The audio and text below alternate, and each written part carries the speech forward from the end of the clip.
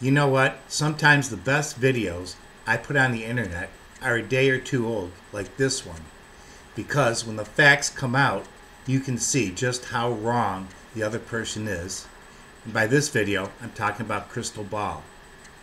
Watch the information she provides to Tucker Carlson on why she believes President Trump should be impeached. And then we find out her accusations are totally false. The first one is that they said President Trump divulged classified information to the Russians. It turned out to be laptops. We knew about that 2 months ago from the New York Times, that laptop computers can be sneaked on board an aircraft and used as explosive devices. And then the memo from James Comey. Well, James Comey testified at the Senate hearing as that there was never any obstruction of justice he ever experienced. Now, he says every politician has talked to him and gave him his opinion, such as saying, hey, he's a good guy, you know, it's a shame that happened. But never has he ever said that anybody ever obstructed his investigation. And those were the two pieces of evidence she tried to use to impeach Trump that turned out to be totally false. So let's watch this video and you can see what I'm talking about. Krystal Ball is a former Democratic congressional candidate and works at the New Leaders Council, a progressive organization. She says it's time to impeach Trump. Krystal Ball joins us tonight. Krystal, you still think it's time, even after the appointment of this special counsel? Yeah, absolutely, which I welcome. I think it's a great move. I think it will help bring some clarity and give us a sense that we were actually going to get to the truth of what happened between Russia and our democracy and the president's campaign. But it doesn't change the things that the president has already done. And look, a couple things. You can absolutely think Dems have been hysterical from the beginning. You can think I do think that. Okay, that's fine. I knew that you did. Yes. You can think that this president has good intentions and still look at the facts here and say he is unfit for this office and is incapable of faithfully executing office. Those are fairly subjective judgments, so subjective, and you can make a case for them. Sure.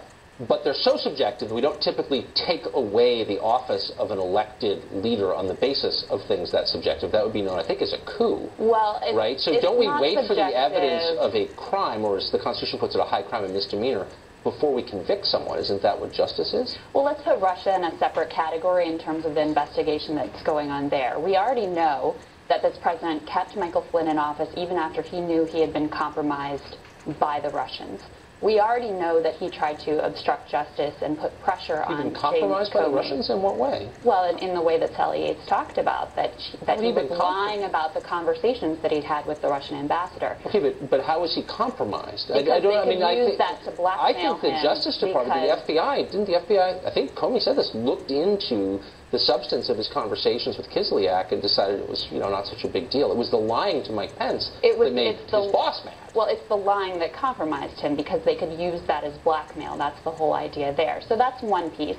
Another piece is that, what were they going to blackmail him to do exactly? Well, because he was lying, they could hold that over his head. And get him to do what? But moving forward from that one, if you disagree well, I don't know. You're making the allegation. I don't know what you're talking about. Well, people throw these things around. You could be compromised if he's a Cold War spy or something. But because they know that they've caught him in a lie. So that's something you can hold over their head and pressure them to do whatever. He was a top national security advisor.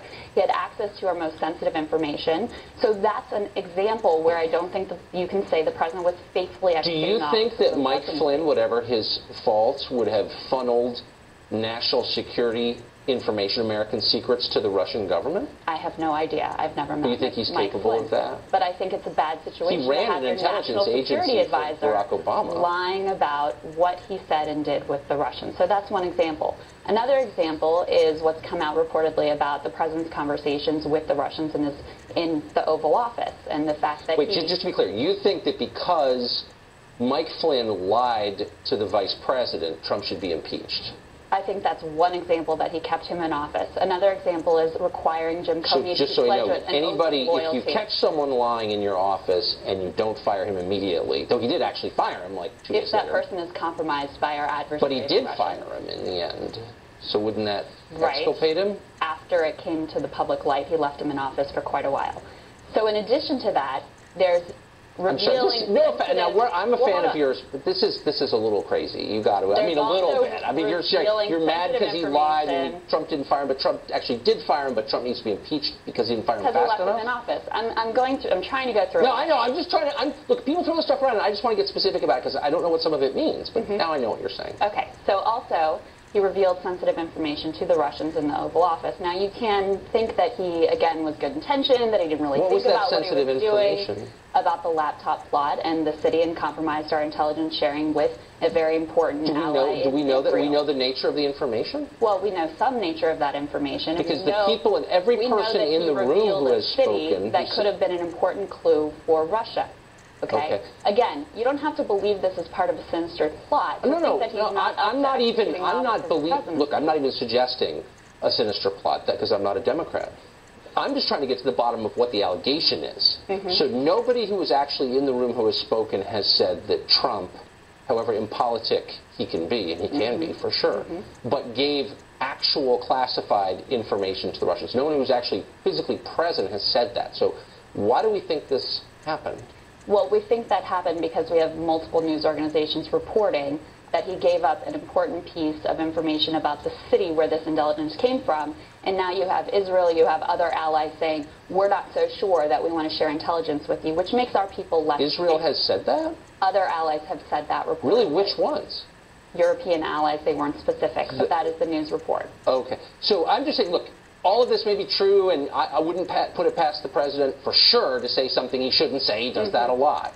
But you're talking about impeaching a democratically elected president, removing him from office in a trial, convicting him of a crime on the basis of no actual evidence. Like you have a Washington Post piece, which may be true, but at this stage we don't have that evidence, but you want to impeach him anyway. And then you have the latest memos regarding James Comey and the pressure that was put on him and in terms of the investigation with Michael Flynn. And look, Tucker, let's keep in mind, why would that be an you're talking about offense? How serious this impeachment would be, and you're absolutely right. But we should also talk about how serious the office of the presidency is. This is not some VP of marketing that we got to give him a shot. No, how long do we have to wait before we say this person is fundamentally unfit for the presidency? We don't have to wait at all, because we have things called elections, where the voters get to decide. Not the Center for American Progress. Well, you know what? I know we grow impatient in this internet age, but the truth is, unless you want to undo the democracy you claim to defend, you got to slow down with this stuff and say we're going to pull your leader out of office because we just don't like his style. Fundamentally, this is ultimately a political question, right? Republicans control everything. But I should say it's not only Democrats who are talking impeachment. Justin Amash also came out and said that I say this every night on this show. Just because some Republican or a bunch of Republicans or every Republican in the U.S. I don't care. I don't care what your party idea is. I want to know what the facts are. I want to know what's reasonable and true. And I just think it's pretty over the top to call for impeachment with no actual evidence of a crime. That's all I'm saying. So let's say that everything that's been reported is true, that he really did try to pressure Comey. Would then you think that it was an impeachable offense? If it could be shown that this or any other president tried to commit obstruction of justice, that is without question an impeachable offense, and it ought to be pursued. Do you think what's been reported about pressure on Comey with regards to Michael Flynn, do you think that that constitutes obstruction of justice? Well, it prima facie doesn't, because it was to the top law enforcement officer at the FBI, and so presumably if he thought it constituted obstruction of justice, he would have reported it to the Justice Department as required by law, and he didn't. So, like, I'm just saying, you can criticize Trump, but to call for his removal from office is a really big deal, and I think we're throwing it around a little cavalierly. So you don't think that would be obstruction of justice? I'm saying a hard break. Loyalty. I'm afraid we're totally out of time.